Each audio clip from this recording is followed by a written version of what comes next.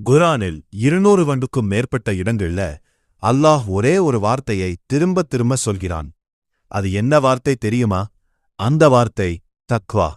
சரி, இப்போ தக்வானா என்ன?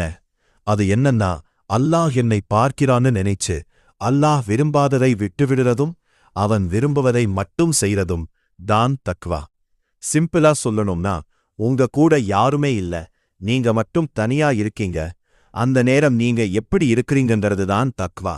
அதாவது, தவறு செய்ய வாய்ப்பு இருக்கு, யாருமே உங்கள் பார்க்கல, அந்த யாரும் பார்க்காத இடத்தில் கூட நீங்க தவறை தவிர்க்கிறீங்க அப்படின்னா அதுதான் தக்வா.